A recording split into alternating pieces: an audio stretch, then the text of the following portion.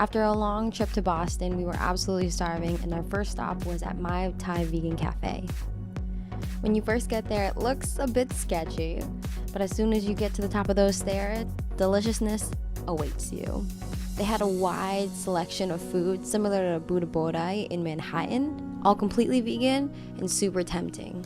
We decided to start off with 2 appetizers since we were so hungry. The first one was, of course, fried dumplings. It had ground vegan chicken, onions, Asian vegetables, mushrooms, and spices, and was wrapped in wheat flour and either steamed or fried, depending on how you liked it. Our second appetizer, I'm not even going to pronounce, but its English name was crispy tofu cigars. It was a mixture of tofu, garlic, lemongrass, and spices in a wheat flour wrapping, which is then fried to a golden brown and served with duck sauce. For our entrees, Sean got the Bangkok fried rice, which is stir-fried rice with veggie chicken, veggie shrimp, snow peas, tomatoes, onions, and raisins.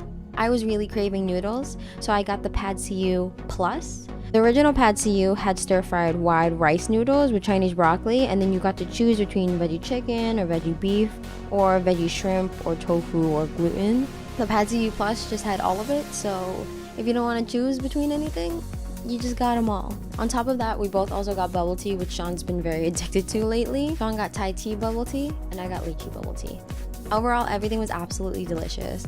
Our eyes were so much bigger than our stomachs. I feel like most places I visit have at least one restaurant similar to like My Thai or Buddha Bodai, and I think that's just really essential for a lot of vegan travelers out there. Day 2. Going into day 2, our Airbnb was located in Cambridge, which was walking distance to Massachusetts Avenue, which had a ton of vegan options. And the one we had to go was, of course, Veggie Galaxy.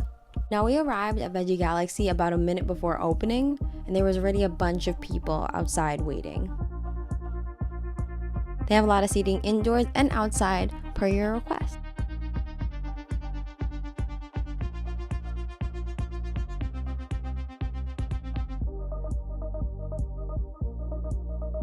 Veggie Galaxy's menu was absolutely massive, with things ranging from breakfasts to sundaes and burgers, as well as a variety of drinks to pair with your food.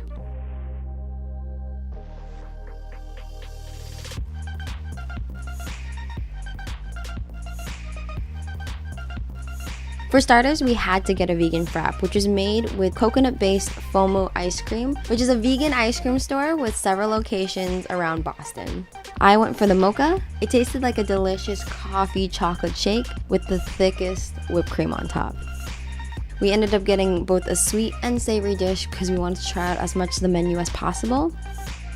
For my sweet, I got the stuffed French toast that was filled with vegan vanilla cream cheese and then topped with caramelized banana butter, strawberry sauce, and real maple syrup.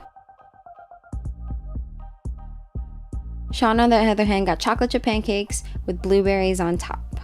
For my savory, I ended up getting the corned beef seitan hash with tofu scramble on top, and Sean got some seitan sausages as well as a hash brown. Everything was absolutely delicious and quick. The French toast was super thick, and I was pretty much only able to eat one half of it, while Sean dominated his pancakes. My corned beef hash was my favorite. It reminded me a lot about breakfast my mom used to make with corned beef and potatoes inside.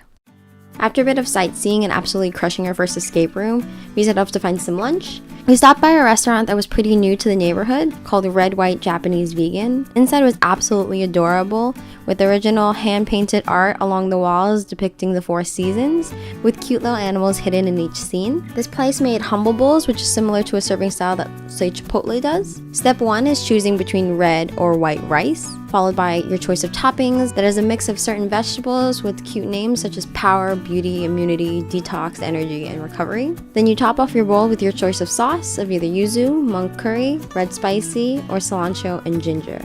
For an additional price, you also can get a marinated avocado, as well as spicy vegan mayo and hot sauce. They also serve ceremonial green tea, which is absolutely perfect for the hot day. After a long day, we decided we would head back to the Airbnb, but first pick up a pizza along the way. Sean found a chain restaurant called Area 4, and they were able to provide a vegan option for me. Now Sean isn't a vegan, but he always makes sure that there's a vegan option for me. I didn't even know he was ordering this pizza. The entire pizza was covered in marinara sauce, as well as mushrooms and basil, and he had them cut out in the middle, so my side didn't have any cheese on it. I wasn't really hungry or craving pizza at all, but it was so delicious, I ate my entire part. After a little nap, we decided to have at least one fancy restaurant on our trip and made a reservation for Myers and Chang. Myers and Chang was highly recommended both online and by my friends. It's a creative and upscale Asian fusion restaurant serving small and family-style plates. Now Myers and Chang is not at all a vegan restaurant, but if you ask your waiter, they do have a vegetarian vegan menu. All of the items with the small V on the side can be made vegan, which gave us a lot of options to choose from. For appetizers, we got the untraditional scallion pancakes, as well as the crispy sweet corn dumplings that came with blistered tomatoes, sriracha butter, and some lime. For our entrees, we got the smoked mushroom lo mein with chicory and green garlic butter. To veganize it, they have a different kind of butter that they use, and then you just opt out of the salted egg. Our last entree was a wok charred udon noodle, which was made with tofu, baby bok choy, and black bean sauce. This one, honestly, was so spicy. Something Sean also got on the side were some bao buns, but those cannot be made vegan. I'm thinking maybe they were brought into the restaurant rather than made in the restaurant, but for any vegetarians watching, Sean said they were really good. We definitely ordered a lot more than we can chew, but I feel like my greatest downfall were how spicy the udon noodles were. I could barely get through them without feeling like my tongue was on fire. Despite being almost so full, we saved some room for dessert and ordered the mango sticky rice pudding that came with some coconut, lime, and sesame. It reminded me of a Filipino dessert I love eating back home called suman, which is a coconut sticky rice, and oftentimes can be served with some fresh cut mangoes on top. The sticky rice was more of course of pudding consistency and was served with both fresh and frozen mangoes. The sesame and lime also had a nice tropical touch to it and really cooled down my mouth. Whoop. Oh, hello there. Future Rochelle here. Thank you for watching part 1 of my Boston food tour video. Part 2 will be up next week, so please stay tuned. Hit that subscribe button and hit the notification so you can be alerted once it's up. If you like this video, please give it a thumbs up. Leave in the comments below which food place you really want to visit.